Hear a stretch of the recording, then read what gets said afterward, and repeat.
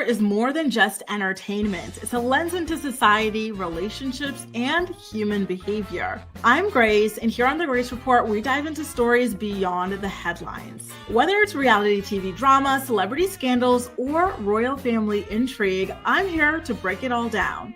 What it means, why it matters, and how it reflects the world we live in. Join the conversation, share your take, and let's make sense of the culture shaping our lives one story at a time.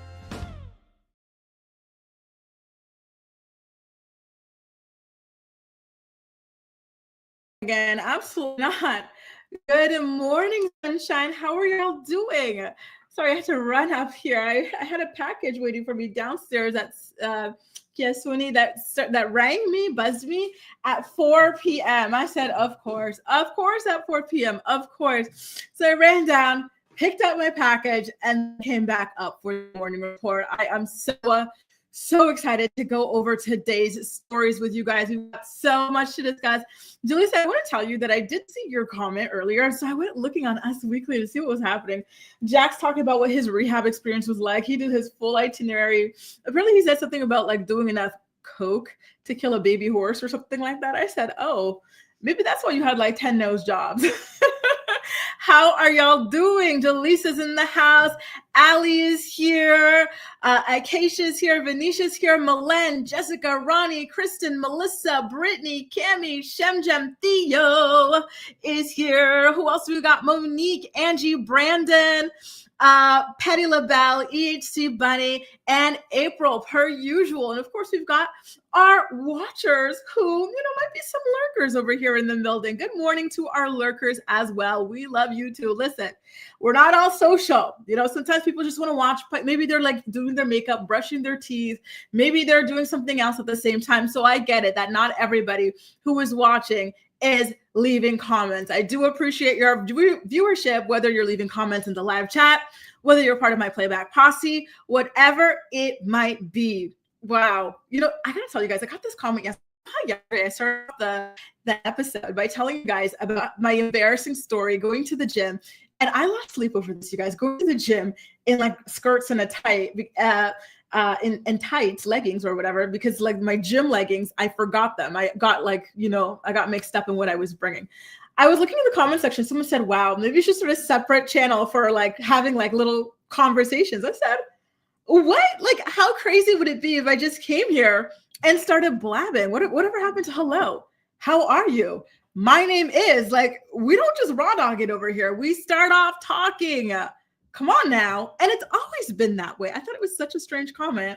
Anyway, Kristen, how's your son doing? Is he fully recovered by now? I hope everything is going well with him. Shout out to Star over there in Miami, by the way. I hope you're having a great time over there too.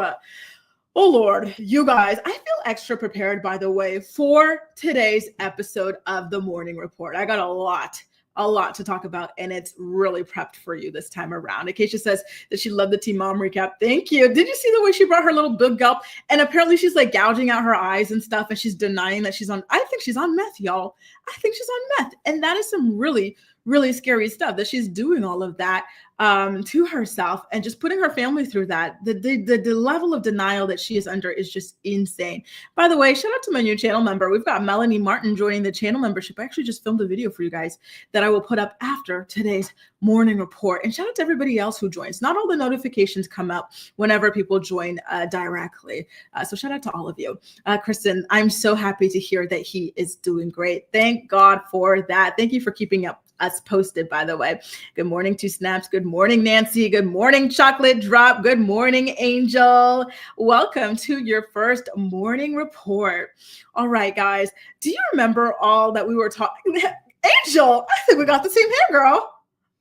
Hey, girl. Hey, twin. Where have you been? Do you remember all that we've been talking about when it comes to the Real Housewives of Beverly Hills and Garcelle walking away from the show? Yesterday, Bose and Erika were on Andy Cohen's Watch What Happens live show. He asked them how they felt about Garcelle walking away from the show. And they both kind of sat there and kept it silent. And then kind of like smirking and stuff. And then Bose is like, no, Erika, you say something. Erika's like, no, you say something. And I was like, come on now. Like, it's Garcelle. You know, I know she had some feuds with like Erika, of course, right? Garcelle and Sutton, they did a really good job of holding Erika accountable for all of her mess when the legal drama broke out and her refusing to give back the earrings to the orphans and the widows and whatnot, right? So I get her holding a grudge over that. But Bose, you just got here. You just got here, babe. Like, why are you being this weird, nice, nasty? Listen, maybe we're going to find out why they're speaking this way or behaving this way, you know, during the reunion. But for now, I will say I was rather disappointed, especially in Erika, because Erika, yes, Garcelle held you accountable for like some of your mess. However, don't forget about the things you did to Garcelle that you should still be groveling over. The way you cursed out her minor child who was just trying to get flowers from his mother's birthday party. The way that you were creeping on her other son, who was at the time married with children. You were a weirdo to her and to her family. So at the very least, I thought you could have been more gracious than you were on Watch What Happens Live. And then the weird comment that you made about her buying her beach house and what city she bought her beach house in. That was weird. That wasn't necessary. You know, and then the whole, oh, we both married two ugly white men who cheated on us. What? So are you admitting that she was right, that you married for money? Which, by the way, I don't see any shame in it. People marry for all sorts of reasons. People marry for company. People marry for looks. People marry because you make someone feel good. So if you marry for money, just own it. Again, I always say this. Listen, I don't think there's any reasonable young girl who's like 20 something or 30 something that is going to marry a 60, 70-year-old man for no reason other than money. You know what I mean? Like, it was obvious. That's why everyone says the same thing about your relationship and your marriage. Just own it. Say, yeah, I did. This man married me because I was young and hot. Why can't I marry him? Because he's got money. What's wrong with it? Why is one okay, but the other is not? You know, like, just own it, right? I thought the weird comment, to me, she kind of confirmed what Garcelle said and threw herself under the bus with that. And again, I really wasn't feeling her beach house comments. Garcelle worked hard for her money. She didn't have to go and marry someone old enough to be her grandfather to get a house. And look how that turned out for you, Erika. Didn't they just sell it out from under your nose and you had to like, you had to leave with like couch cushions or something like that you stole from him that could have been used to pay off some of his debts to victims? So don't come for Garcelle. I really didn't like that. And then for Bose to sit there and kiki with her, like, oh, I helped get rid of Garcelle. I'm now part of the clique. Oh, just wait. They'll turn on you too, including Erika over there. Ready Poop said, not Poop. I'm sorry, Ready Boop. Ready Boop says, Bose is a flop. So sad because I liked her a lot. I'm disappointed too, Betty or Ready. You know what? You're making my eyes cross over here with your name. Did I just make my eyes cross? You're making my eyes cross. But yeah, I agree with you. I'm disappointed. Like I, you know, at first, and it took you guys. So thank you guys, you know, to my live co-reporters, to my playback posse. It took you guys to open up my eyes to how fake Bose. Is it Bose or Bose? Because when I was watching last night's Watch What Happens Live, someone called her Bose or Bose, and then she said it was wrong. So now it's just got me messed up in my head. Theo says, I'm so mad that Kyle and her minions are not giving Garcelle the respect she deserves. I agree with her departure. Garcelle, she desegregated the Real Housewives of Beverly Hills. She was Ruby Bridges up in that thing. Okay. And she got a lot of heat for it. Unfortunately, a lot of Housewives fans are low-key racist, and she felt the brunt of that. Remember what happened to her child. Her child, who was a minor, was a victim to a vicious, racist online Twitter campaign, you know? And just to see the way that they're acting at this point, it's disgusting. Tanya says, hello, everyone. Love your channel. Can't wait for your collab with Al. Thank you, Tanya. Me too. In fact, I have to reach out to her, see if we could do something, maybe even like Friday for tonight's episode of Teen Mom Next Chapter. Thank you for reminding me. Kel says, there's so much evidence that Erika's not a good person. Exactly. I think she's borderline sociopathic, to be honest with you. Allie, thank you so much for being a member for 16 months. How time flies. Thank you. Erika verbally accosted a minor. Fire her, right? Like, she has gotten away with red rum on that show. And again, her smug, dismissive attitude, condescending attitude, her aggressiveness against all of the victims. Give back those damn earrings. Just get rid of everything. Start anew. I think she could have been really, really, really, really heavily supported by the audience, by the fan base, if she just did the right thing, and she refused to. Theo says, Erika's a loser. She was feeling very comfortable saying, won't he do it? Speaking about Garcelle leaving. Do you notice that whenever she's around the Black girls, she always has this weird slang? Remember when for example, yesterday on Watch What Happens Live, Bose was like, say something, Erika.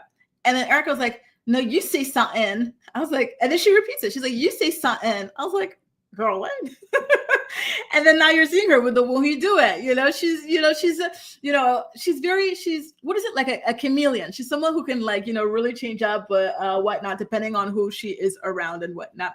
No worries, ready, boop. I'm going to try hard on this. It's pronounced like Bose. Okay, thank you. Because I'm thinking balls like boss, boss babe or something like that. Jaleesa berated her last season for drinking, right? She deserved it all. Erika was a mess. I know. I exaggerated, but that's the sentiment. Okay, y'all. That was the sentiment. Good morning, Ashley. Nice to see you here. Garcelle said that Petty LaBelle says Garcelle's the reason I even started watching them. Honestly, low-key, me too. Like I was excited to have fresh blood. I used to love seasons 1 through 5 or 6 of BH, and then I dropped off for a bit when they introduced when they introduced Teddy. I was like, the Lucy Apple Juicy was my last straw for a bit. And then when Garcelle came around, I said, okay, I could check this out. And I loved her entrance. I still think she had one of the best Real Housewives introductions of all time. Going through that luxury hotel, that little sweet sideways hat and stuff, just looking so damn elegant. Like she was and still is, forever will be that girl. Okay. Oh, not my members showing out here. We got another member. Monica's been a member for 21 months, almost 2 years. Thank you, Monica. She says, yay. Shout out to the members. Yes. Shout out to you guys. Thank you so much for all of your support of my channel. Ronnie says, I'm enjoying being a channel member so much. Thank you. Don't you guys forget, a video is dropping right after this. We're talking about Kale on Caitlin and Tyler's podcast. She went on there just with every grievance she could imagine. And it was just really, really weird, really negative energy. So by the way, you guys, you guys said it was Bose. Bose, she felt the heat after her snooty mean girl appearance on Watch What Happens Live. She felt the heat and she switched into corporate mode and released this statement about Garcelle's departure. And when I say this sounds more like a boss than like a friend or like a co-star, I mean it. Take a look. To Garcelle. For your pioneering bravery and grace in 5 seasons of RHOBH, well done. I wish we'd had more time together on this platform to continue showing the world that both of us can exist in the same space with different offerings and different opinions and besties, but still find a way to resolve our differences without tearing the world apart. And that we're able to shine bright together and individually too. You are leaving on your terms, and while I'm disappointed by your exit, it is commendable. I'm wishing you even greater success. Onward! With respect, always, Bose. It just feels so dry. It just feels so corporate. It just feels so fake. How do you go from behaving the way that Bose behaved on Watch What Happens Live when Andy asks her how she feels about Garcelle's departure, kind of like whatever, non-issue, non-factor, right? How do you go from that weird attitude to all of a sudden saying you were a pioneer? I respect you. I'm disappointed you're leaving. You are brave. You are graceful, Come on. It's so fake. Bose, I think you just put a target on your back with the viewers. And once the viewers start like disliking somebody, get ready. You become the bee eating crackers, right? Once the audience doesn't like you, there is nothing you can do right sometimes, and so she needs to be careful. And these girls on The Real Housewives, they watch the internet, right? They want to know what people are saying and they edit themselves accordingly. So you'll see them start treating her accordingly. And it's going to be interesting to see how she deals with that.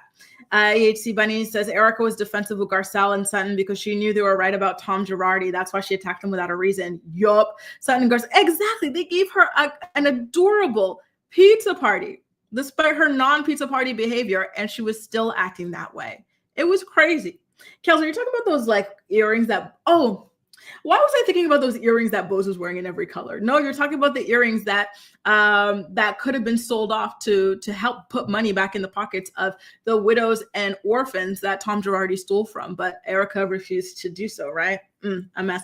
Chocolate Drop says Bose is very smart in business, however, ignorant when it comes to love, period. Talking about, I'm going to be trying slowly, naturally to have kids with this guy. He doesn't even say he just said he loves me. So now this is, like all of this, like, it's just so weird. I really wish these girls didn't have to fake these relationships for this show. It's a mess. It's a mess. Girl, I hope she runs away from that guy at the very least. He is another TJ. That's all it is. Good morning, Michelle. Welcome to the morning report. It is so nice to see you here. Be Good One says, well, they aren't friends, so I don't expect her to be sad. Exactly, me neither. However, all the respect and admiration she claimed to have for Garcelle in her farewell message, I would have expected to see that like in person, live on Watch What Happens Live, instead of the weird attitude that she displayed there. And it just felt like, I'm part of the Mean Girls clique, and now, I feel untouchable. Just you wait. These girls turn on everybody. If they can turn on LVP, especially Dorit and Kyle, don't think that they are above turning on you too, Bose. Now, I do have one last update about Garcelle's departure from the Real Housewives of Beverly Hills for y'all. Do you remember how in her video, she said that Andy Cohen said she can come back whenever she wants? Well, Andy Cohen did just confirm that on his own radio Sirius XM show. He said that he had a serious conversation with Garcelle before she was on Watch What Happens Live. And it was after filming the reunion. And like, he saw how difficult it was for her. And she told him the same thing she told us, which is, listen, my children are in a particular place, college, careers, this sort of thing. And I really want to be 100% present for that. And Andy Cohen said that he told her, look, call us in a year, by the way, if you feel like it, see where you're at. So listen, this might just be a little 1 year pause, which I hope it is. I would love to see Garcelle back on the Real Housewives of Beverly Hills. And I want to see what she's like now that she has her eyes open to the fact that Sutton doesn't value her friendship the same way that she values her non-friendship with Kyle, with Dorit, and with Erika. I don't think that Sutton would be crying, screaming, and throwing up trying to be friends with Garcelle if they were to fall out, right? So keep an eye out. And I'm loving all of you guys' comments about Bose as well. Bose is the next LVP. Listen, they might throw her out next. Patti LaBelle, Bose will learn in due time, and it'll be too damn late. Hey, Goose. Hey, all. I'm late. Hope I didn't miss it. No, don't worry.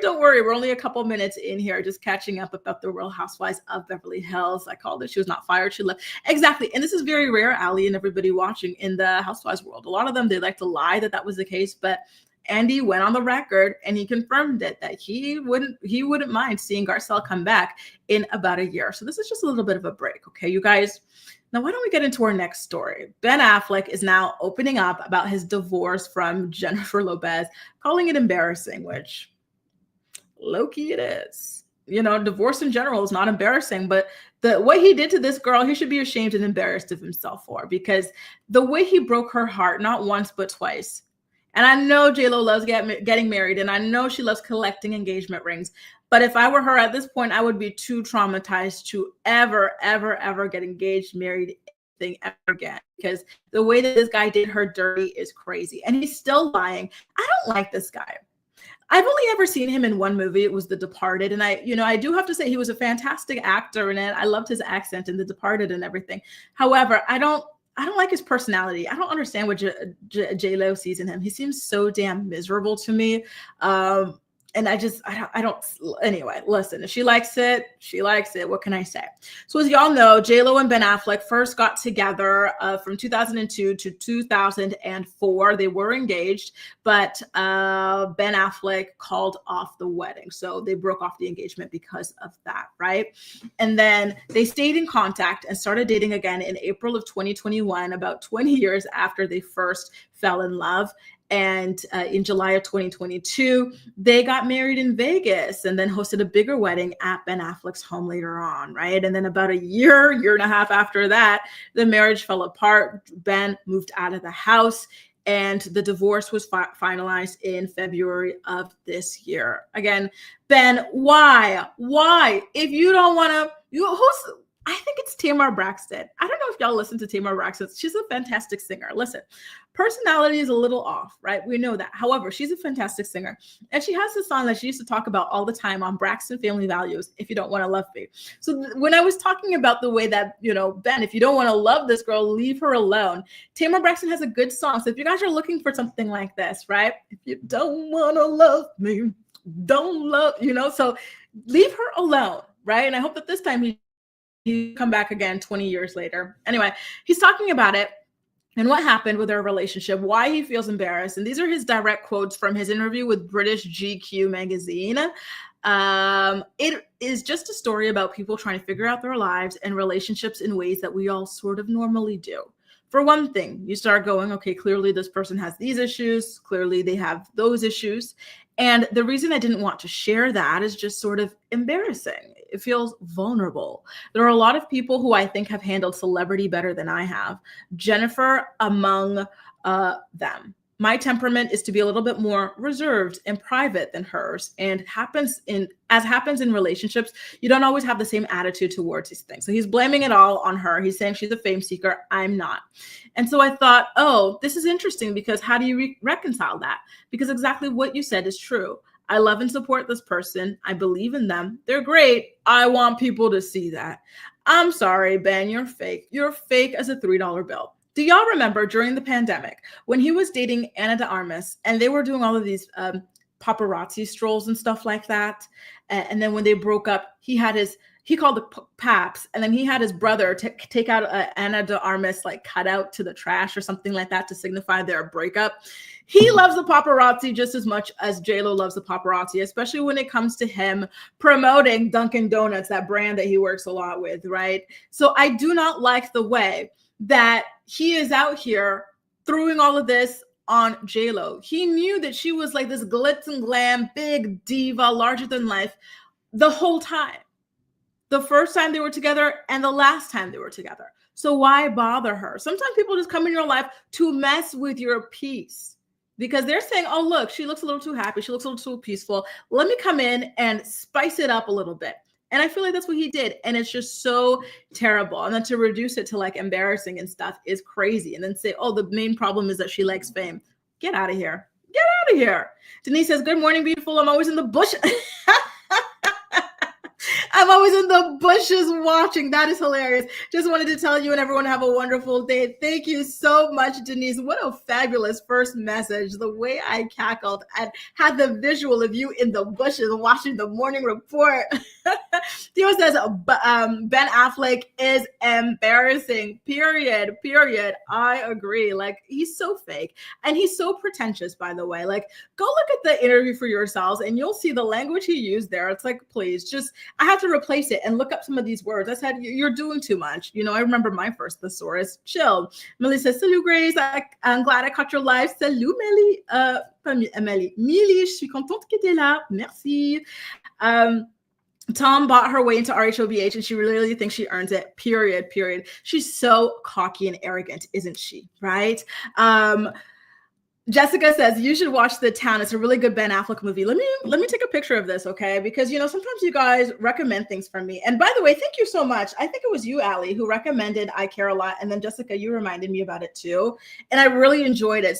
So I'm going to take a picture of this like a freaking boomer. I'm like this.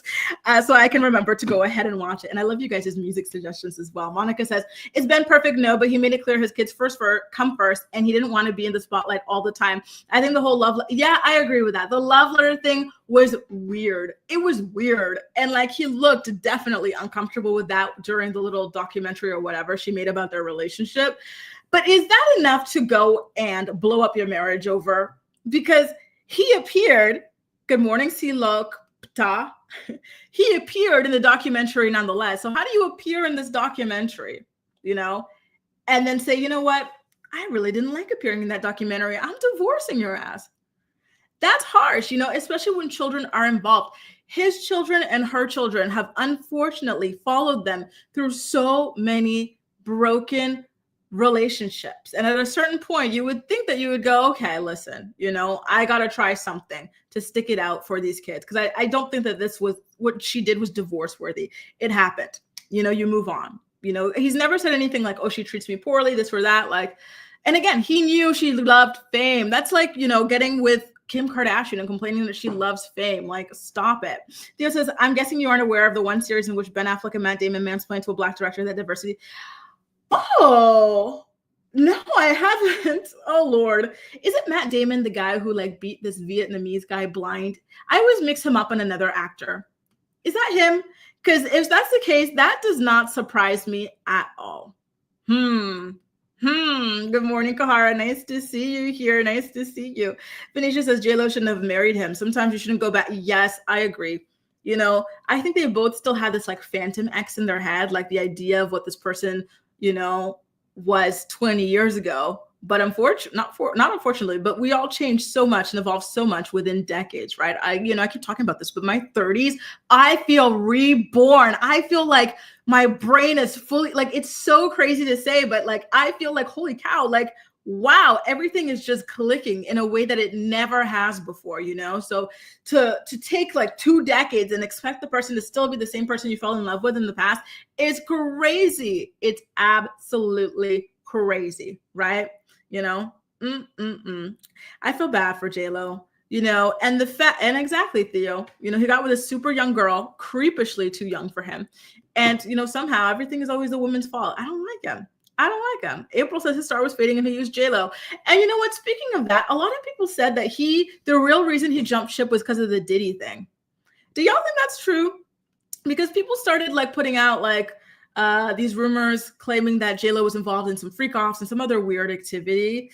And so apparently that plus the flop of her movie, her album, her tour, all of that was too much for him. Do y'all think that that's the real thing? Because I feel like it's more likely to be that than just, oh, she likes fame. He knew she liked fame and he likes fame too. He calls the paparazzi on himself, guys. He does, right? Kimmy, you know the song. Isn't it amazing?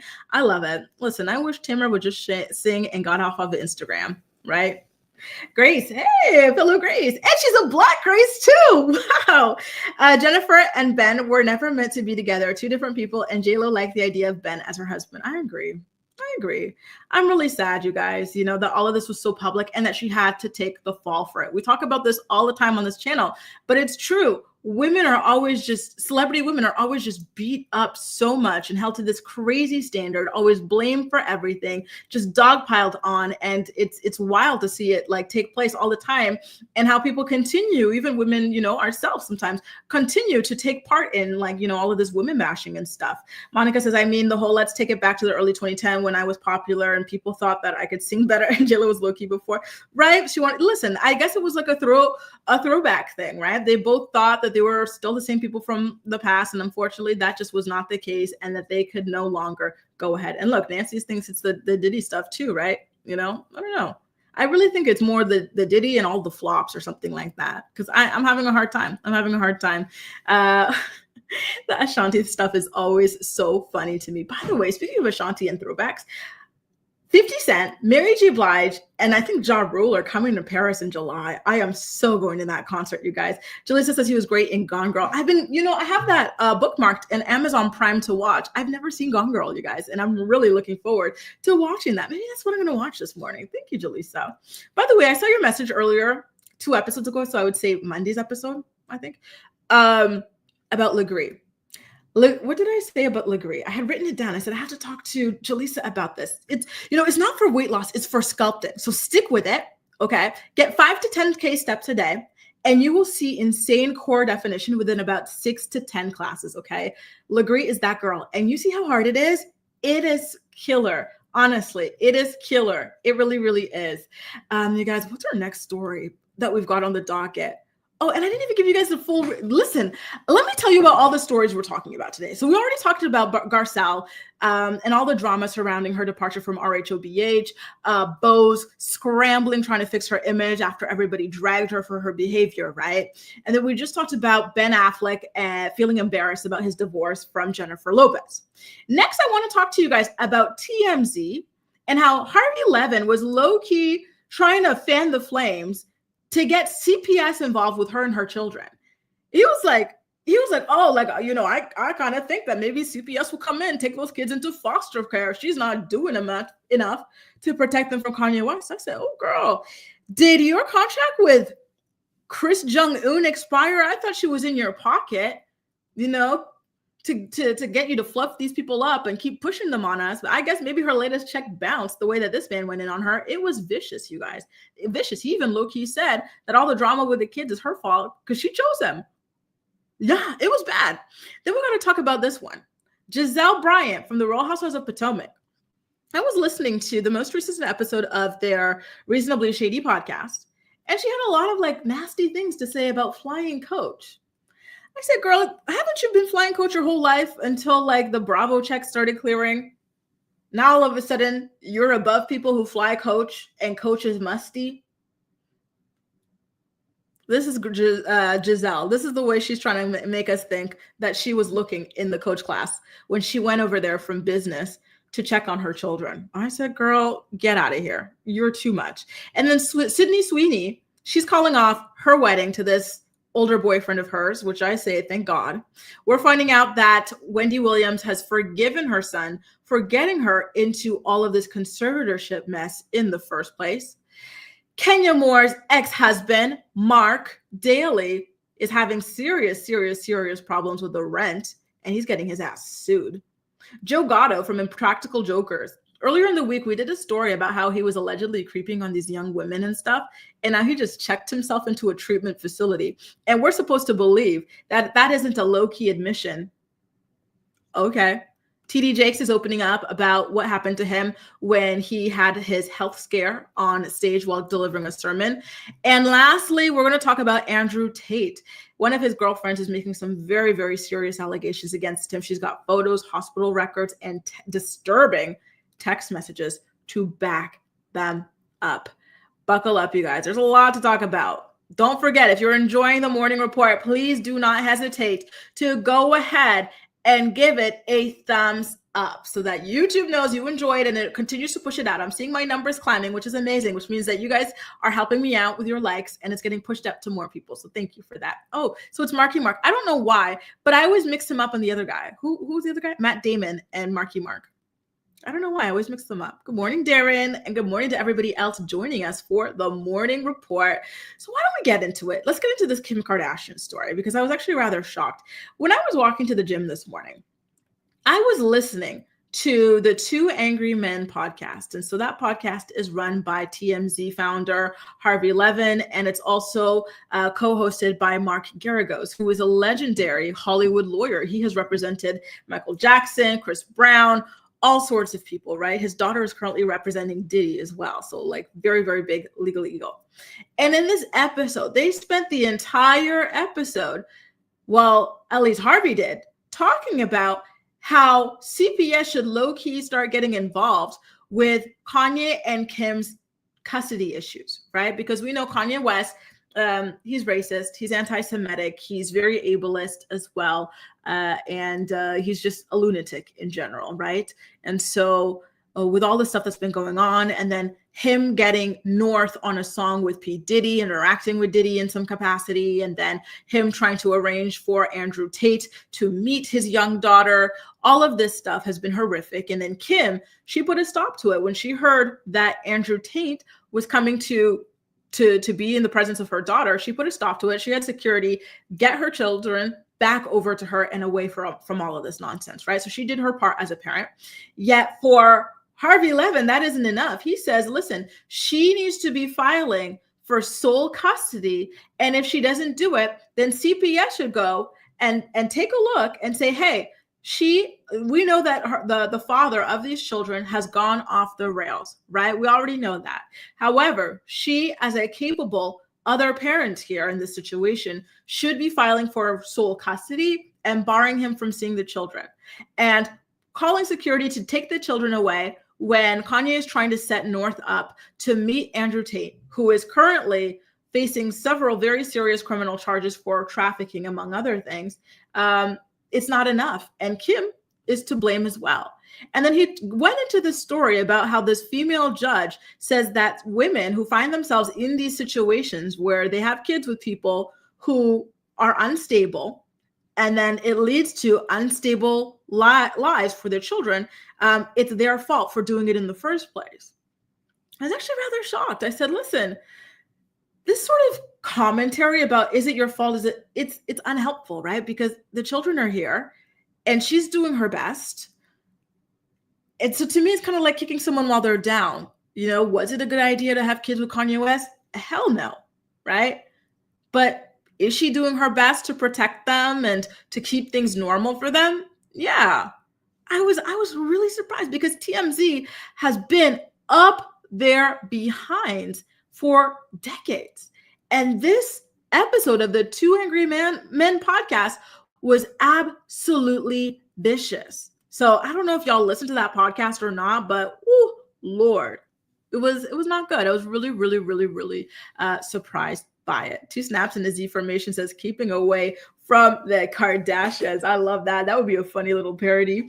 Patty LaBelle says, inviting the Tates to see your minor child is actually insane. Exactly. I completely agree. What is Kanye thinking? And April says, Harvey is right. I will say that I do agree that she should file for sole custody at this point, right? Or supervised visitation or something, you know? And Mark Garrett goes, by the way, he was trying to remain rather neutral. He's got like a particular relationship with the Kardashian family and with Kim Kardashian in particular. So he didn't really want to get deep in the weeds. Dr. on there as well, by the way, you guys. Me too, Theo. I can't stop. Like, it's just, I don't know why, but it keeps coming out that way.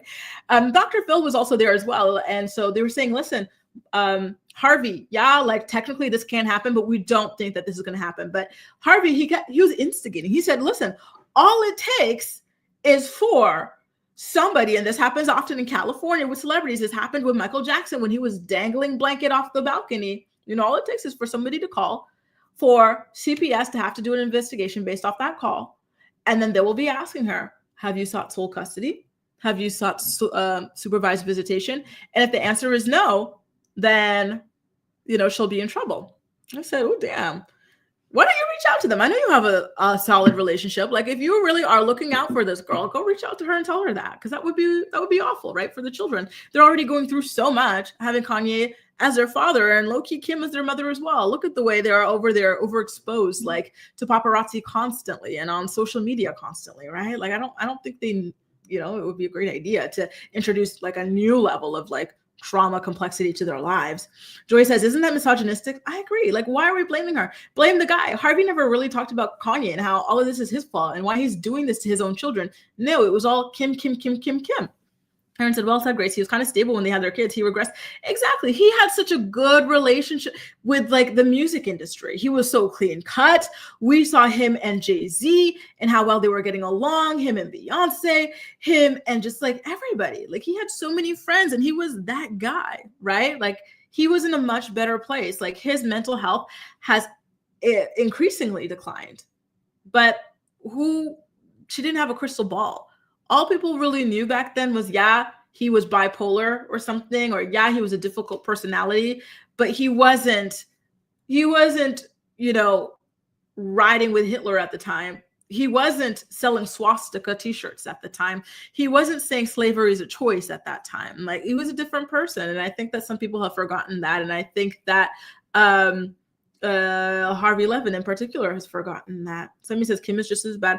I think she's got her own issues in a different way. You know, like I just mentioned about the exploitation of these children and the overexposure of them, particularly North. I don't think that's okay either. So it's sad. And, you know, I would hate to see CPS come and, you know, snatch these children and put them in, you know, foster care either.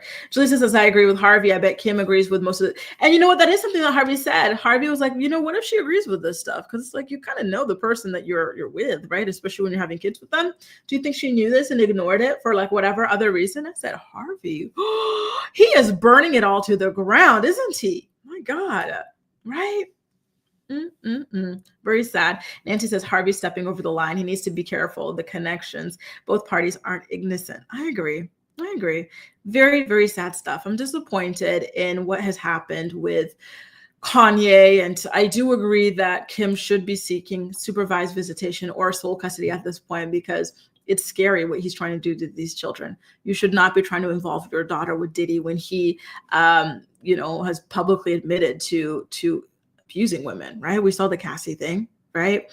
And now he is facing federal charges for RICO for running ex-trafficking rings and stuff like that. Like, why are you bringing your minor child around that? And then why are you bringing your child around Andrew Tate, who has had all these horrific things about women. And we'll get to him later. One of his girlfriends is coming out with her own, horrible tale of dealing with him. He says these horrific things about women. And then he's allegedly ex-trafficking women as well. So, and then you're calling the Kardashians ex-traffickers because at this point, you're low-key looking like a child trafficker. What's happening there? Very, very weird stuff. Anyway, I'll keep y'all posted on that. I want to talk about the Gizelle of it all. Gizelle Bryant, she is so brand new because I don't even know why I was doing this. I don't care for this podcast, but sometimes if I have nothing else to do, I'll take a little bit of a listen and see what they're up to, if the title is compelling enough. So I guess the title was compelling enough. And so I listened to the Reasonably Shady podcast. And every time I listen, it is something extremely problematic. Do y'all remember when she went full racist against James Harden and his beard? Talking about, is he hiding fried chicken, watermelon in there? Does he smoke weed and hide his blunts in there? What is it? Some kind of 50-50? Is that like a Hennessy or all sort, just viciously racist, right? There was that. And then there were some other things as well. And so now this time around, I tune in and here comes Gizelle complaining about Coach. So she was telling the story about how she went to South Africa with her daughters. Shout out to South Africa, beautiful country, dying to go there, right? And she said that she flew first class and the children were in Coach. So she was having a great time in first, of course. And then midway through the flight, she heads over to Coach to check on her daughters and to see how it's going. And so basically this is Gizelle entering Coach. And she was like, oh Lord, it stank in there. It was so yucky. Coach always stinks on long haul flights after a while. Wow, it was the trenches. And I was like, girl, you are so damn elitist for somebody who didn't really have all that much, right? Until this show came along a couple of years ago. So for about 50 years of her life, she was flying Coach just fine. But now all of a sudden that the RHOP check clears, Coach is just, wow, it's so, girl, you were in Coach 2 years ago. What are you talking about? I remember on RHOP when Monique was on it, right? And they were going to France. I think they were going to Nice. Correct me if I'm wrong. They were going to Nice. Monique hosted the trip. The girls, because RHOP is low budget, they were flying Coach. Which no shame in Coach. I love Coach. I like saving money, y'all. I fly Coach too. Right? They were flying Coach, right? As far as housewives goes, that's weird because they're supposed to be rich. They're supposed to be aspirational. Why are you flying Coach next to me? And then Monique upgraded to business or first because she could. She was the only rich one there, right? And then Gizelle was like, wow, Monique, she's so elitist. She's such a show off. So that was the way you were speaking back then. But now all of a sudden, Coach is so nasty. They stink back there. Oh my God. I can't believe the way that people are that is crazy to me. It is so crazy, especially when RHOP is still considered the Spirit Airlines, or the Ryanair, shout out to my Europeans, the Ryanair, the Spirit Airlines of the Real Housewives world. And you're over here because you just got into business or first for the first time in your life. Stop it. Oh my God. Right? Lynn, 225. Where are you at? Are you in Australia? Lord. Right? It was so crazy. EHC Bunny says there are more people in Coach. Of course, the smell is concentrated. Right? It just felt like such a weird, nasty thing to say, to be honest with you. I don't understand why she came out of there, out of nowhere, and just said something like that. Everything with her is always so weird and nasty for no reason. Just say you had a great time going to South Africa. I think she just wanted to show off the fact that she went business or first class because again, she's not used to it. She didn't have it like that a couple short years ago, right? So she just wanted to show it off while talking down on other people. And it's just not a fan. I'm sorry, y'all. I just do not like that girl at all. Kel says Giselle's one of those horrible brown paper bag colorists. So tiresome. It's her personality, everything is so heavy and an attack all the time with her. And it's just weird. Theo says Crystal Kung Minkoff is living it up in Coach and her husband has a lot of money. True wealthy people are not bougie like Gizelle, right? And I agree. And Crystal is still so humble as well, right? And it's because she's used to it. She's been rich for a minute. It's not like a last week thing like Gizelle, and it's real money as well. SW say, it's so nasty that she have her 3 kids sitting here. Exactly, right? So you're so bougie, you're so rich, yet your children are in Coach, and it's so nasty? Okay, that's interesting. When Kathy Hilton, when, Crystal Kung, all these other people with real money, when Kyle Richards, when they fly with these kids, their kids are flying first class or business alongside them. So stop it. That's why I'm saying, like, this weird attitude when you can't even keep up with the other Real Housewives who are really, really, truly damn rich. Nancy says people got to keep their shoes on when, oh God, the idea of taking off your shoes is just so gross. Like the smell, everything just so musty. And that does stink up the plate. It really does. I don't know why people do that. I've seen people, and I see people at the gym too, where they walk around barefoot in the plane or, in the gym, like change room, and then they go in the shower barefoot, then they go in the toilets barefoot. I've seen people go to the toilets in their socks. Like, some people are weird, but I don't think that that's just something that only happens, particularly in Coach or whatever. This happens, people are just weird in general, right? Exactly. Y'all are asking, why are her children in Coach? Exactly, right? So if you're going to floss on money, come on, show us you're rich. Put your children in business with you. Allie says she's exhausting. I could not agree more. Joy says, could you not afford to get the girls onto business class too? I mean, if she's such a long haul, exactly, right? Come on.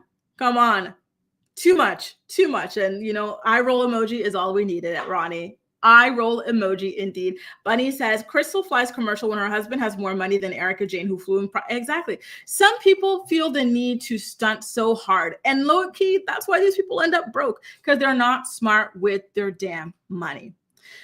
Oh, Lord. I don't know why it's always something with this one. It really, really is.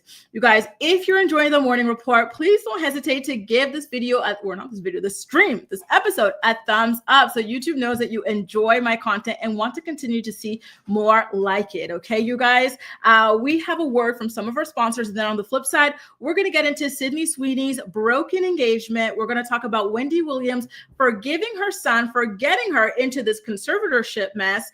We're also going to talk about Kenya Moore's ex-husband, Marc Daly, having issues paying his rent and getting sued for it. Joe Gatto from Impractical Jokers being outed as some sort of a creep and now checking into a facility for creeps, potentially. I don't know. TD Jakes is talking about his health issues as well, what caused him to have the medical emergency in the middle of a sermon. And then we're going to talk about Andrew Tate allegedly putting his hands on one of his girlfriends. Trigger warning, it's going to be a very, very heavy story to discuss over there as well. Okay, you guys, so stick around. Quick word from some of our sponsors. On the flip side, we're going to get into these stories. The Morning Report is brought to you by Philo. Watch your favorite shows and movies from over 70 different channels, including MTV, TLC, WeTV, and more for only $28 a month. Get a free trial today by clicking the link in the description box of this video to get your free trial up and running. Are you looking for the perfect skincare products for women over 30? Look no further than Rothia. Rothia is a skincare brand born from love and made for parents. Their flagship product, the Resilience Cream, delivers clinically proven age prevention benefits such as average 14% wrinkle reduction after 4 weeks of use. Click the link below and receive 30% off your first purchase today. Voila, you guys. Okay, so I'm seeing some things about, listen, if you take them off, the smell, I'm sorry, but there's just a smell. When you've been walking around in shoes for a while and you take them off, if they put the slippers on, fine, but still the smell of the shoes, it's like corn chips or something that still lingers in the air, and I cannot stand it. Sorry to those people, but I can't stand it.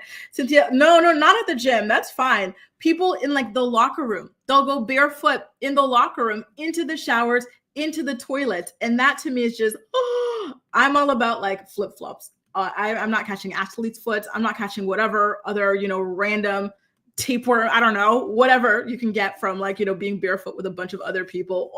Can't do it. Y'all, did you know that 27-year-old Sydney Sweeney has been engaged to this guy who's like 41 years old? I heard about her having like an older boyfriend or something like that, but I didn't know that they were full-blown engaged as well. Come to find out, they just called off the wedding because there's just been too much fighting going on in regards to the wedding. And I'm low key over here, like, thank God.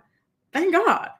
It's just so weird to me how many of these young, up and coming, actresses and stars end up with these random, like, men that are too old for them. And then you kind of see them dim their light and whatnot. So I hope that not only is this wedding over, but maybe even the relationship. To Sydney, you're too young for this. Like, you're 27 years old. I don't think you need to be married to someone who's 41 years old. You're not an Erika Jayne, trying to get someone to pay your bills. You're already very successful on your own. Like, chill, have a good time. You don't need to rush into this at all. For some reason, this relationship kind of reminded me of like Brian Austin Green and Megan Fox. And like, look how that relationship turned out, like, wasn't he jealous of her success or something like that? And like a really bad partner to her.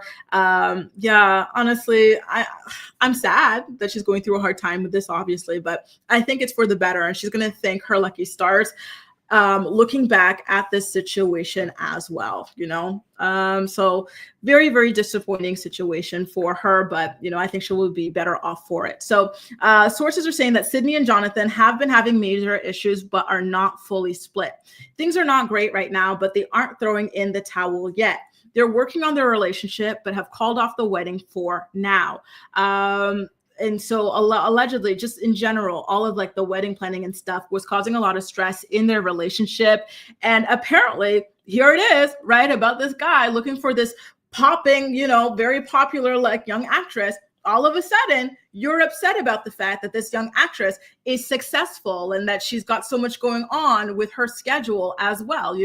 Why is it, right? Why go for somebody who's like this if you're going to be bothered by it at the end? It's giving, I just want to dim your shine. And I just, you see this happen a lot when these young girls get into these relationships with these controlling older men, and it's just not cool. So you know what, like I said, listen, I think she is going to be thanking her lucky stars in the future, because this just was not the right relationship for her. Okay.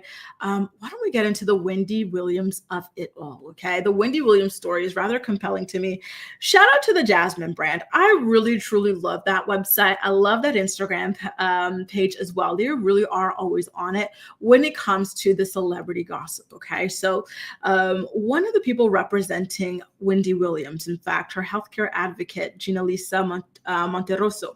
Is it like Monteroso? What does that mean? Spanish people, please help me out. I know mentirosa, but Monteroso, 2 R's. What is that? Gina Lisa Monteroso is saying that Wendy Williams has officially forgiven her son, Kevin Jr., for mishandling her finances. And y'all know already that those mishandled finances are what got Wendy into this conservatorship mess, in the first place, right? She's been locked up in this tower for a year or two, thanks to her greedy ass son, his $100K a year Uber Eats big back bill, his yacht. He wanted to rent a yacht to celebrate his stupid birthday for like $100,000, $200,000 as well.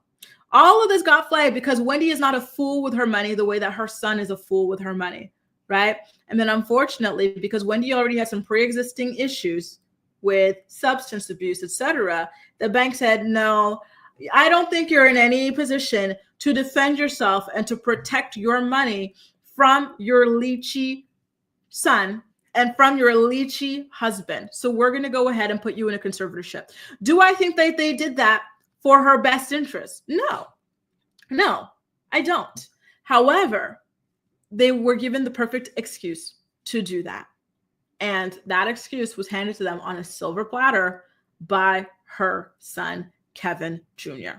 So, wow. The fact that she's even forgiving him at this point is really, really huge, because she was living in hell and she's still living in hell. She just got the right to get out of this facility, but she's still in a facility that is pre-approved, right? She still does not have freedom. She just still does not have bodily autonomy, thanks to this son.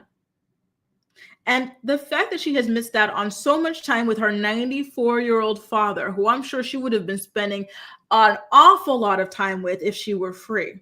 She had to beg to even be able to go and celebrate her father's 94th birthday because of her greedy, no good son. I'm being too harsh. I'm not going to say no good. Although I mean it, I'm not going to say it because it's rude. Okay. But thanks to her greedy son, she is not able to spend all of the time that she wants with her family. Right. I don't know. Listen, that's her son, right? So it's a different kind of love, different kind of forgiveness and whatnot. But Lord, I would cut him out of my will. What would you guys do if your child put you in that situation? What would you do? You cut them out of the will? I don't know. So her guardian, Jalisa, said that Wendy Williams forgives her son. Give me a second, you guys. Give me one quick second, you guys. Hang on. The Morning Report is brought to you by Philo. Watch your favorite shows and movies from over 70 different channels, including MTV, TLC, WeTV, and more for only $28 a month. Get a free trial today by clicking the link in the description box of this video to get your free trial up and running. Are you looking for the perfect skincare products for women over 30? Look no further than Rothia. Rothia is a skincare. Sorry about that. Jesus Christ. So basically, the spokesperson is saying that Kevin will always be her son. There is that unconditional love there. And right now, Wendy is not holding a grudge over what he did or didn't do, right? And she is looking forward to her jury trial at the moment. And again, listen, the fact that she even has to go to a jury trial to try and fight for her freedom, it's so sad. It is so freaking sad. Again, all of this because of greed. Free Wendy, indeed. I really hope that she's able to get out of this, but it's so damn sad. I saw some of y'all writing in here about what the name could mean. Okay. Let me see what y'all said. Theo says maybe it's Italian. I know Monte means mountain. Rosa means red, so red mountain. Okay, maybe that's it. Monica says monstruoso means huge, but I'm not sure if that's Spanish. Listen, I'm gonna have to go look this up later. Y'all know me. I love learning a new word. I love learning a new word, especially in a different language. So let me go ahead and check it out a little bit later, okay? EHC Bunny says, Wendy tried to cover up his theft before her guardianship. She said she gave him carte blanche with her money. Oh, Lord. It makes me so sad. Again, Wendy loved her son so freaking much. She suffered to have her son. She had so many damn miscarriages. She was on bed rest for months leading up to her son's birth.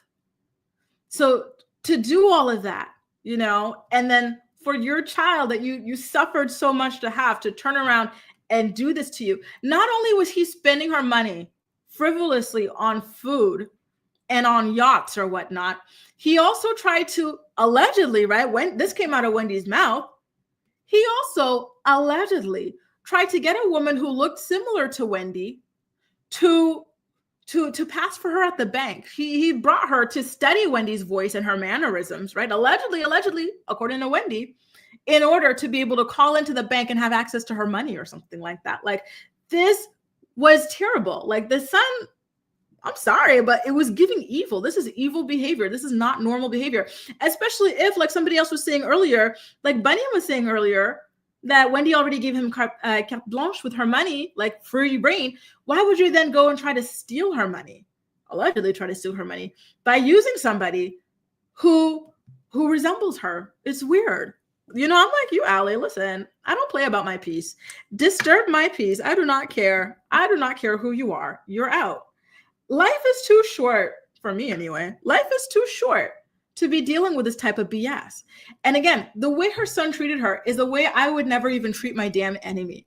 Even if I had like a rich friend or a rich family member that gave me carte blanche, would I be going and spending $100,000 on Uber Eats? No. Would I be going and renting a freaking yacht? No. Wendy is rich, yes, but Wendy is not a billionaire. So why would you be spending money like that? Acacia says, I feel so bad for Wendy. I completely understand. I would have to forgive my son as well. He's my only child, so I understand where Wendy is coming from. See, that mother's love hits different. Maybe this is why I'm child free, because I don't know, y'all. I'm not forgiving that. And I gotta tell y'all, speaking of like this mother's love and forgiveness, when I was watching that Netflix documentary about Gabrielle Petito, right? Sorry if I butchered her name, but I think it's Gabrielle Petito. And she was the girl who was a YouTuber, van life YouTuber, and then she went out with her boyfriend, and then he unfortunately took her life. The way that his family sprung into, I'm like, oh no. I'm not defending this. I am bringing you by your ear to the freaking police station because I don't play about this. You know what I mean? But listen, maybe it hits different. I don't know, but it's so strong. It really is. So I understand her forgiving him, although it's not something I would do. But again, that's her kid, right? That's her kid. Tanya says, I've been thinking about her. I hope everything gets better for her. Me too. She's got her jury trial coming up soon. So everybody just send all the thoughts and prayers in the world that you can her way, okay? Bunny says there's an occasional Tampa sighting of EJ with an old man at BOA. Oh, I remember her being seen with somebody in Vegas. You know what I think it is, you guys? I think that maybe, I don't know if this is the same guy or not, but I think that the reason why Erika has some sort of money right now, despite being sued up the wazoo and making a limited amount of money on Real Housewives of Beverly Hills, I think that Tom and her had a secret plan for one of his friends or associates to protect her, to put money aside for her. So I wonder if this you know what I mean? Like when I heard this, I'm like, okay, like I'm wondering if that's the situation here. I don't know. Hey, Farah, nice to see you. Thank you so much for joining. Thank you. Good. Yes, Theo, the case is so damn sad, right? And it used to be the sweetest girl. Oh, thank you for joining while you are braiding your hair. See, this is what I'm saying at the morning, right? I said, at the top of this episode, I said, listen, like, I love everybody watching, even if you're not like in the comments section. One of y'all popped up from the bushes to say hello. Now here's used to be popping out to say, I'm braiding my hair. Like, I know that sometimes y'all are doing different things. You got your hands busy and you're not able to actually talk, but yeah, thank you for watching anyway. And thank y'all for, popping in. Let me know what you're up to. It's so sweet to hear. Yeah. Theo, the case was so damn devastating. And to see the way that he played the police like that is just scary, right? Playing so nice, so chill, but behind the scenes, you're capable of doing this sort of thing and lying to the very end. Sick. Rest in piss. Donna says she had 5 late-term miscarriages prior to having Kevin. She will never not be good with little Kev. Ooh, late-term too. Ooh, la. That is so damn sad. Wendy's gone through so much in life. She really has. Like, does she have a book? Because I would actually love to read her biography. Does she have a book? I'm going to have to take a look at that. Because I remember her talking about like the things she would do for like a line of crack or Coke or something like that. Like some smegma stories. Sorry, y'all, if you're eating. That's kind of stuff, like Bunny says it was a married Tampa lawyer. Oh, Lord. I'm going to look into that. Thank you for dropping the dime over here. I had not heard about that. This was something like this week recent. Andre says, do you want kids? Sorry if this question is too personal. I'm very much on the fence, Joy. I see a lot of like the positive sides and I see a lot of the negative sides. And I am firmly like, you know what? I'm kicking that can down the road. I'm about to watch this show on Netflix with adolescents. I think that might lead me more towards no, but we'll see. I don't know. Listen, I think the world could be better. I would love to see the world be better and safer. That's my biggest gripe, to be honest with you, but we'll see. Listen, you never know what the future has in store. Why don't we get into Marc Daly? Y'all remember that guy that Kenya was married to? He is in a lot of legal trouble, y'all. He got evicted. He's getting evicted from his Brooklyn apartment. I thought this guy was supposed to be a successful restaurateur, right? But apparently he's not paying his bills. His landlord said that he signed a lease extension in February of last year that was supposed to end in June of this year, but he failed to pay rent for August and September of 2024, accumulating a debt of $9,341. Mark, why are you paying $5,000 a month in rent? That's insane, especially when you don't really have that much money. Why don't you downsize to something a little bit smaller? $5,000 a month almost in rent is crazy. Wow. So he got a judgment. There was a judgment against him, and now he is facing eviction, right? So he was also involved in another lawsuit, also involving unpaid rent, but this time it was on 2 retail spaces. A landlord sued Marc and 2 LLCs, alleging that they defaulted on leases for properties in Brooklyn. Guys, are you sitting down? Because when I tell you how much money they defaulted on, allegedly, you might faint. It was a default with an outstanding balance of over $448,000. That's crazy. I'm guessing this is for 2 different restaurants or something like that. But wow, that is high. I find his financial choices very interesting. You're renting at $5K. You've got these leases totaling like $400K. Would it not be cheaper to just get a mortgage of $400K and then pay, that? And then like if your business or whatever is not working out, you shut it down and then you rent it out to somebody. I don't know. Listen, I'm not a financial advisor or an accountant or something like that, but I am looking at these financial decisions a little funny. I am. It's weird, right? Listen, Marc was one of the most unpleasant husbands I had ever seen. I almost said grace our screens, but curse our screens on The Real Housewives of Atlanta. I don't know why it's not socially acceptable to refer to some men as "see you next Tuesdays" or as hags, but every time I see this face and remember the way he behaved and treated his wife on that show, I want to say that this man is a "see you next Tuesday." I want to say that this man is a damn hag. This man is so unpleasant. And he takes pleasure in being as unpleasant as possible. My God, I can't with him. I can't. Lord. Jaleesa says, what's his salary? $5,000 even. $5,000 is a lot. On rent, it's a lot. That's a lot. But maybe New York is different. Is that like a normal amount of money? I heard that and this was back in 2016, 2017. I heard that rent in San Francisco was in the 3,000s. Is New York City that bad that it's 5,000 rent is normal? It's high. It is so high. Ali said they probably couldn't afford real estate for business. That's true. Even Lisa Vanderpump doesn't buy. That's true. That's high. How do you have a 400? It was like a that's crazy to me. But he says, I never understood why he couldn't make his restaurants work in New York City. A lot of people eat out. Yeah. I wonder what's going on. Maybe he was a terrible boss or something, a terrible manager. Like the guy, he's just terrible all around. So I wouldn't be surprised if people were quitting. Did I ever tell you guys about this time I went to a restaurant in Ottawa? And it's such an embarrassing story because y'all, it's my people. I'm Kenyan, right? And so we went out, I think it was for my birthday, to a Kenyan restaurant. And tell me why.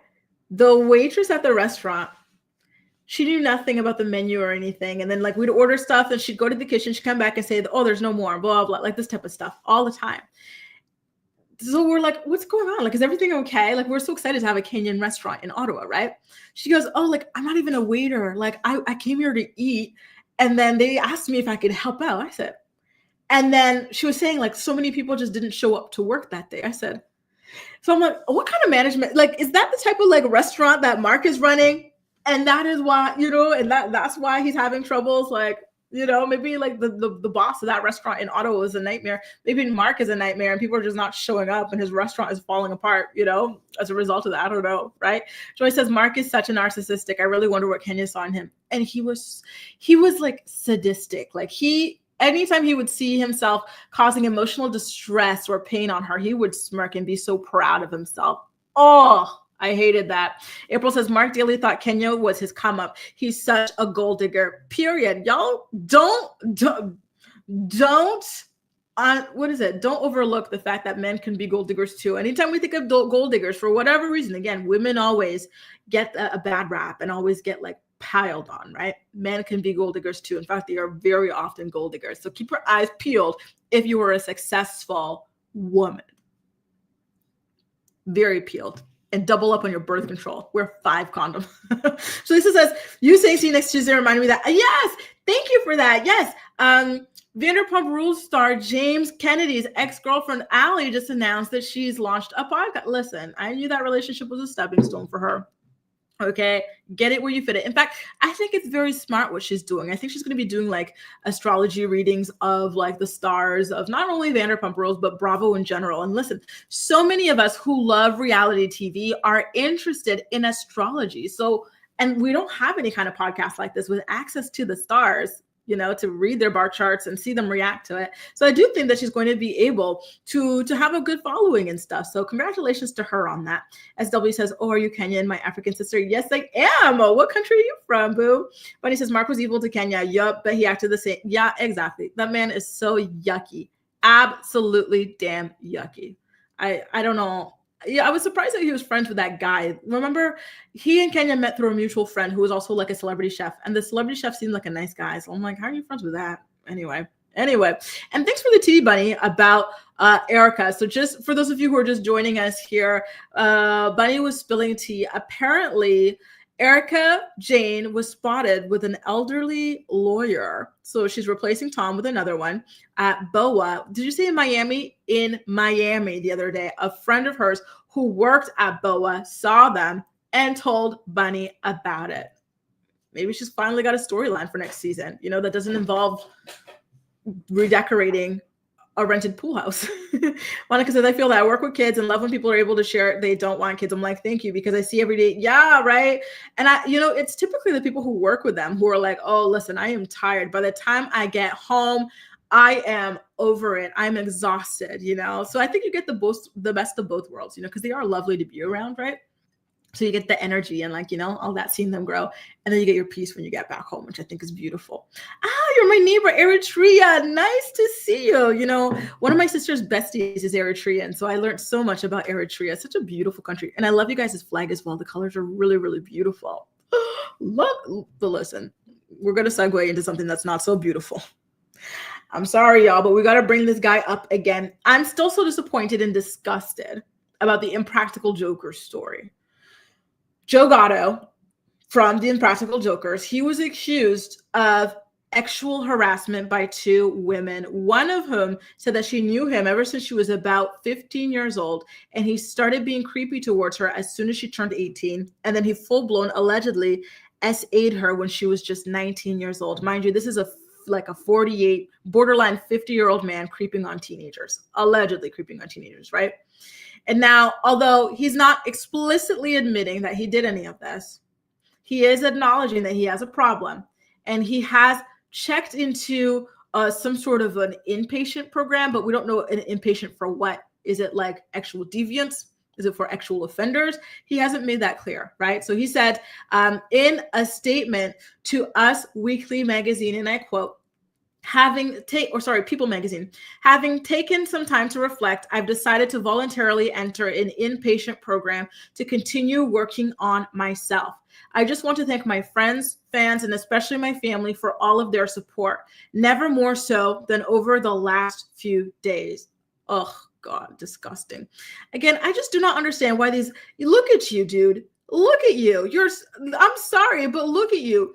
On what planet do you think that an 18-year-old, 19-year-old girl is going to be interested in this? Like, come on. And I feel like we as women, we all have so many stories of this, of these creepy ass, old, sorry, but freaking roadkill looking men approaching us. And you're like, on what freaking planet? On what, wake up. Leave young girls alone. You are pushing 50.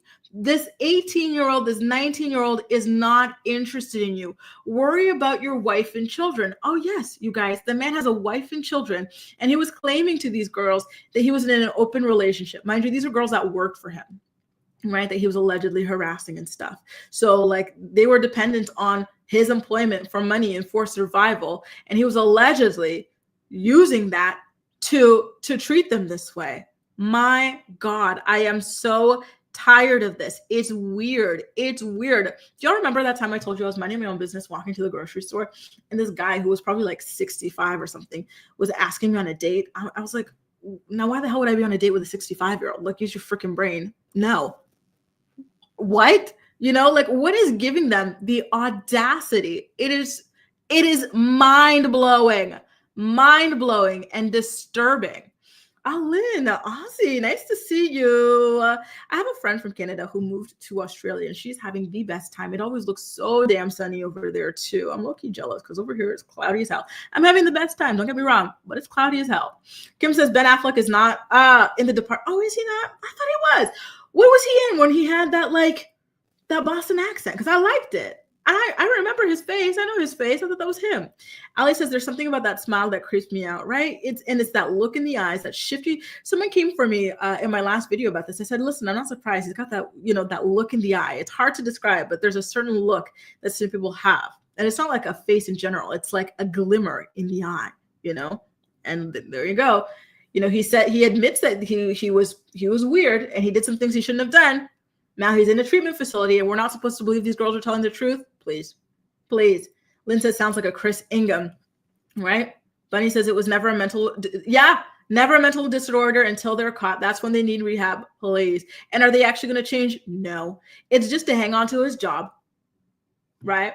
Because now it gets murky to fire these people. Listen, on a reality TV, they are contracted, so it is easier to fire, shelf them, or whatever. But if you are an employee, when you go to treatment or this or that, now it's like, oh, you are actually ill. And so now you are a protected class, right? Do they actually feel sorry? Do they actually want to change? I don't know. I don't think so. You're 50 years old behaving this way towards girls that you've known since you were 15, allegedly. And I'm supposed to believe now that it's public information, all of a sudden you want to address it? Please. This is at my old job. I was a supervisor, and some of the young girl cashiers would get hit on exactly by older men, and I'd cover for them whenever the older men would come around. One in particular was very creepy. Oh, Theo, you were a godsend.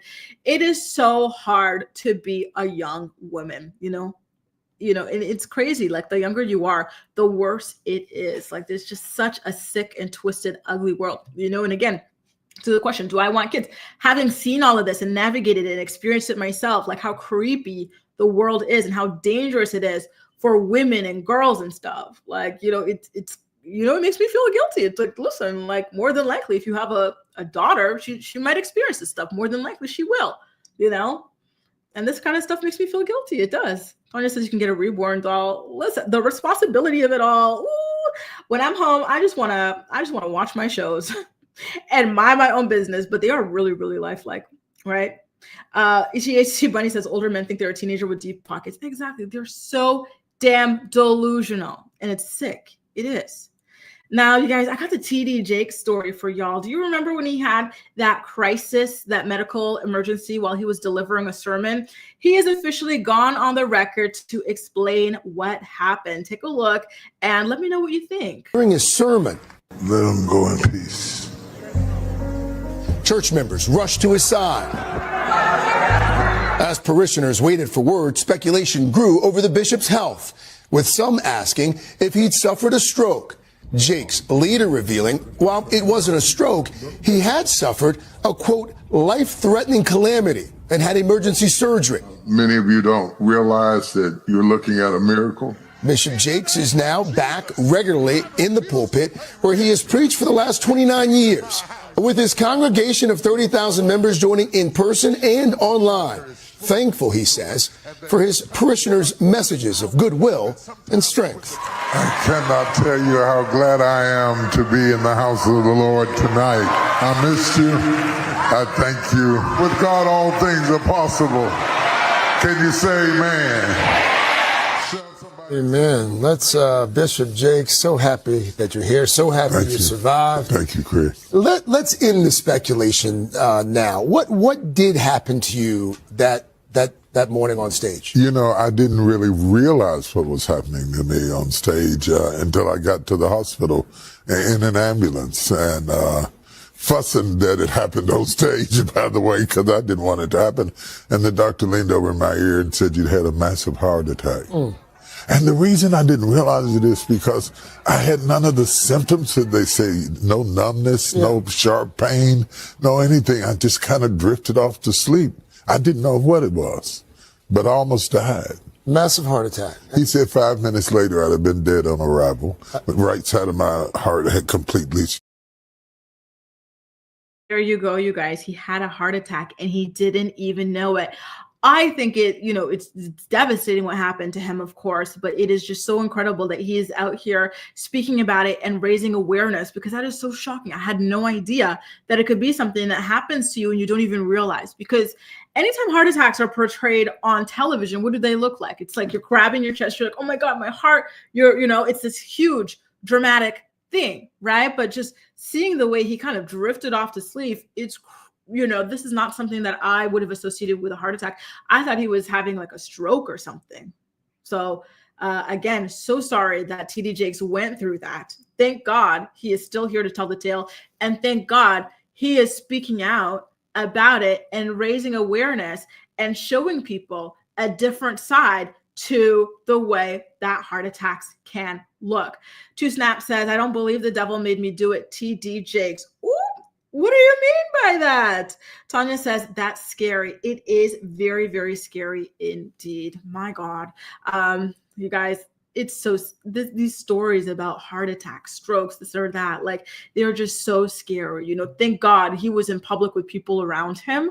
But can you imagine you're just sitting at home and maybe you're thinking, because he thought he fell asleep. Imagine you're at home alone and you're thinking you're falling asleep. So you don't call 911, nothing.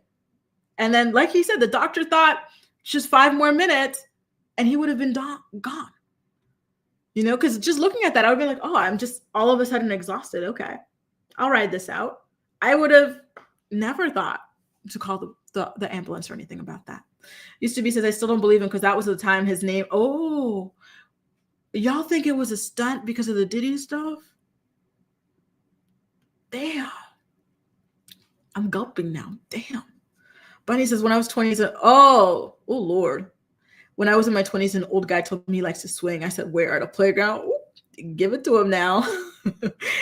Ali says, I remember when I used to be a server and one of my managers came up to behind me to let me know that I was on the swing shift. And then he led to tell me that his wife likes to swing. I was 17 at the time. You see, the world for girls is it's hard, y'all. It's hard. We go through a lot, and so that too just puts me off. It does. Cami says, and by the way, so sorry to you, Allie, and to you, Bunny, that happened to you. It's never fun, honestly. Like, leave young girls alone. You guys are not attractive to young girls. Even when you're rich, you're still not attractive. Your money is. Cami says, wow, I don't know about TD Jakes. My dad died of a heart attack 3 years ago. So sorry about your father, Cami. Wow, so sorry. April says, that's crazy. Never seen a heart attack look like that, right? My gosh. Gwen says, ladies, please look up the symptoms of heart attacks in women. We present differently than guys. Oh, now there's a thought. I never even thought about that. Thank you, Gwen. I will take a look at it. And I do implore all of you guys to take a look as well, you guys. Jessica says, my brother had a heart attack at 40 and had no signs or symptoms, only caught because he was tired and got checked 3 days. And he went 3 days later. Oh my God. Did you see TD Jake said 5 more minutes and he would have been gone? Your brother is a miracle. 3 days. And he survived. Oh my God, thank God. You see, I never, because doesn't that happen to you guys? Sometimes you're just so fatigued and you're like, wow, I guess I'm more tired than I thought. And you just sleep it off and it's good, Wow. Tanya says, I was just reading about heart health earlier. Now that I'm getting older, I want to stay around for as long as I can. Amen. Good for you, keeping an eye on it. And Tanya and every woman watching as well, muscles. We as women especially, we need muscles to ward off osteoporosis. Okay, so strength training is a very, very, very important thing for women to do as well. Money says, no doctor will release a patient in the same day of a heart attack. Jake's family said he was at home resting the same day of his gloves. Oh, are y'all saying it's a stunt? Like Lisa Vanderpump on Dancing with the Stars? Listen, y'all, I don't know enough to be touching that. So let me just let some air out of my collar. Let's get into our final story of the day, shall we? We've got to get into Andrew Tate, this specimen of perfect masculinity, shall we? So one of his girlfriends is alleging that he, and trigger warning, you guys, this is going to be about domestic violence, okay?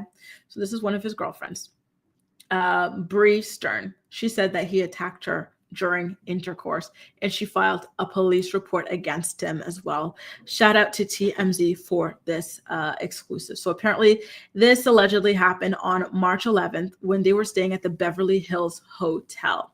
She told the police that Andrew Tate began choking her while they were doing it. But it got too rough. And even though she begged him to stop, he kept going. Bree says that the more she struggled, the more violent he got. And then she felt everything getting fuzzy, like she was fading into unconsciousness. Apparently, according to Bree, the violence only stopped when Andrew was done. And once he fell asleep, she went to the bathroom to document her injuries, as you can see in this photo. And then she went to an emergency room in New York City, where she'd flown for work a couple of days later, and documents show that she was diagnosed as post-concussive. And so this is a proof of her going to the hospital to be diagnosed and examined after the alleged incident.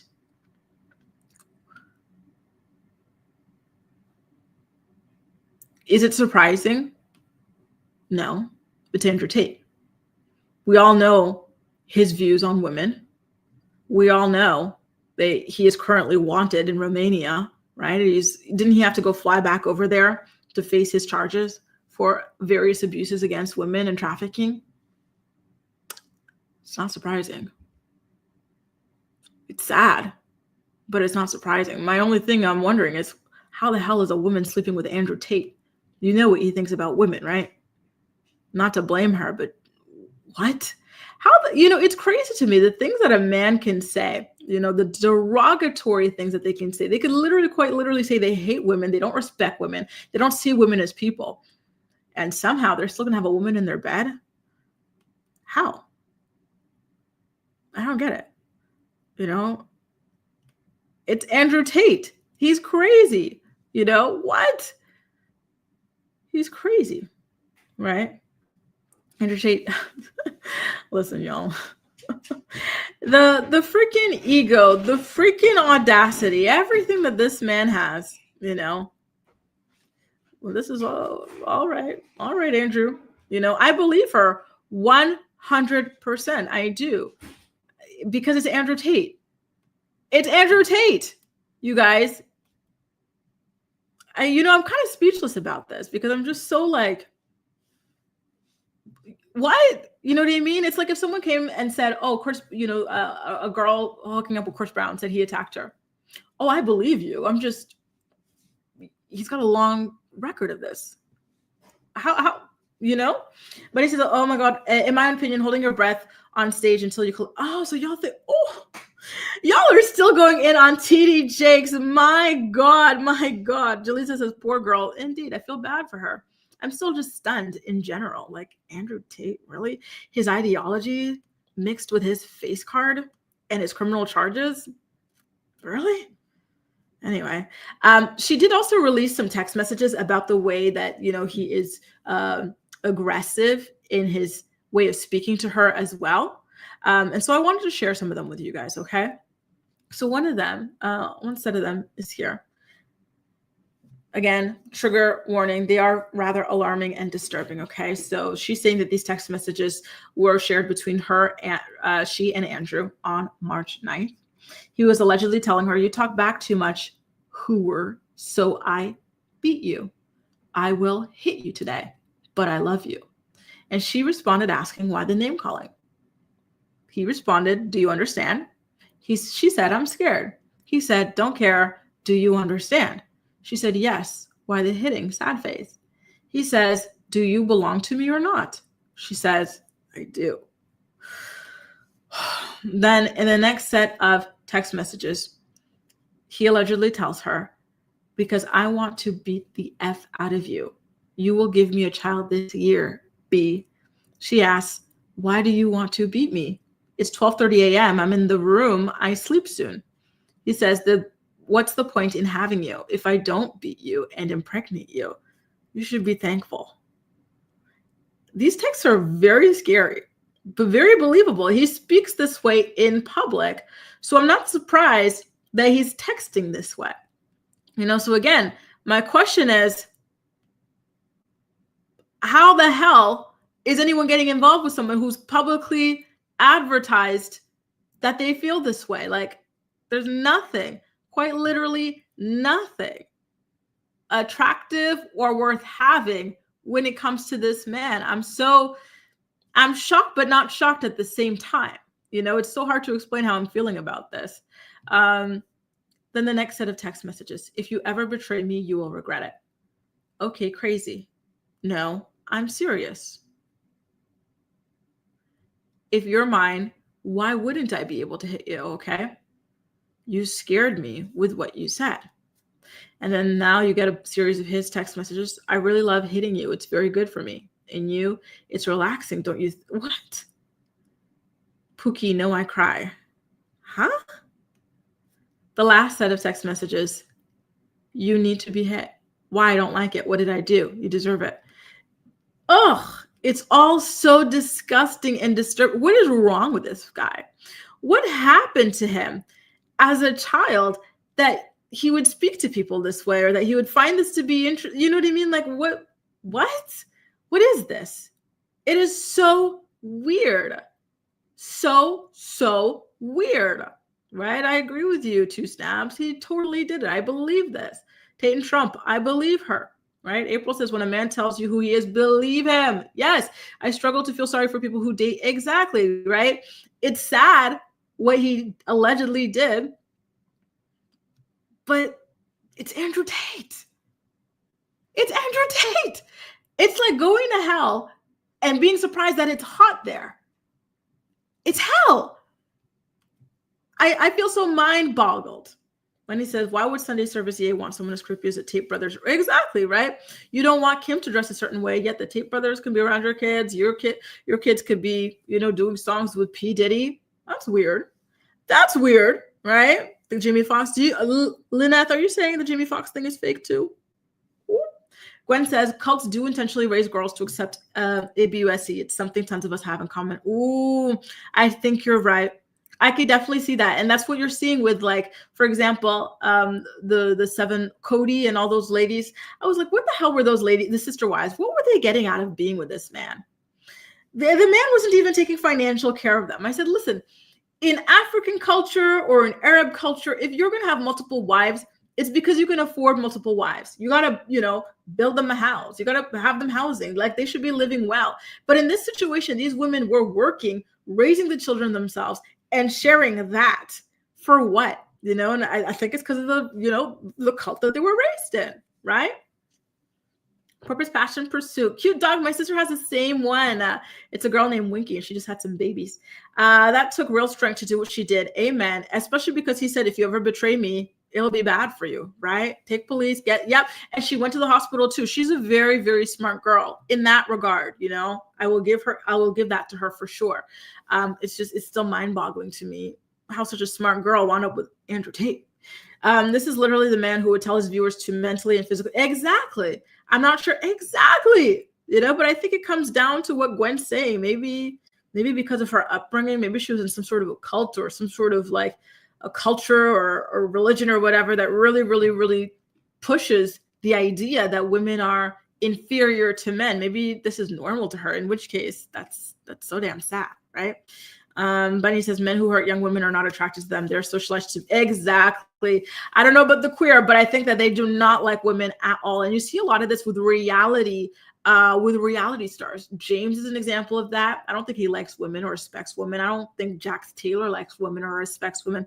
I don't think half the guys on Love is Blind like women or respect women, right? Right? My God. Sad. So sad. So sad. And Milan, I heard, and I'm so excited to watch that show. I recommended it to my sister. I said, just in case, just know the warning signs, anything, just take a look. You cannot be overly prepared, right? Because in this internet age, God bless you guys who are raising young children in this internet age. I can't even imagine. Like I'm getting old. Back in my day, we had a computer room and it was one computer. So they couldn't be sucked in the way that they are now, right? Like I wouldn't even know where to start with all of this. But it's true. Google Children of God. They breed women to incite women into the cult. They were forced to use their body from a young age. Ooh. And you know what? Netflix is so good for those culty sort of things. So I want to check that stuff out as well. Yeah. Raven says some Arabs have 50 kids by 20 women. Ooh, that's a lot. That's a lot. When I'm thinking about polygamy, I'm thinking of like 2, 3, maybe 4 wives that you can like upkeep. I don't know about these 50 by 20. I don't know if that's normal. Julie says, why doesn't he hit? Exactly, right? Why it might be there, right? It's always women that they're after. It's always women. Why is that? Like a David Eason, always women and little 5-pound dogs. Why, a male boxer or UFC star offered to square up with him since he's so tough, and he never even responded. Why is that?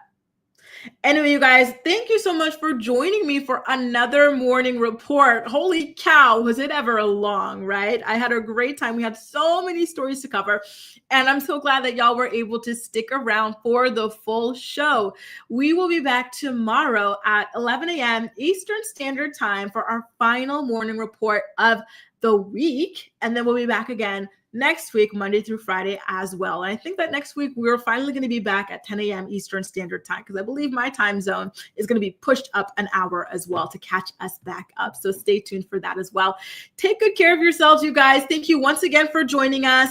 I did have another message that I wanted to read before I signed off. Actually, I'm just remembering that I had started one of these messages. It was from Cammie. She was talking about her brother who unfortunately passed away from a heart attack 3 years ago. She says, thank you, Grace. He was 61. I miss him every day. He died the same day as Bob Saget. Oh my God. So once again, I'm so sorry for your loss, Cammie. And, Bob Saget was another very special person as well. So I kind of like, oh my God, sharing this memory with the two of them. I don't know if you grew up on The Price is Right. I kind of feel like it's like, a millennial thing, like, when you're staying home from school or whatever, and you're at home watching The Price is Right or whatever, and you're able to enjoy that show and have those special memories of him. So I hope that whenever you see or hear about Bob Saget or his passing, it kind of it has these special warm memories for you about your brother as well. Take good care of yourselves, you guys, and I'll see you in tomorrow's episode of the Morning Report. Cheers.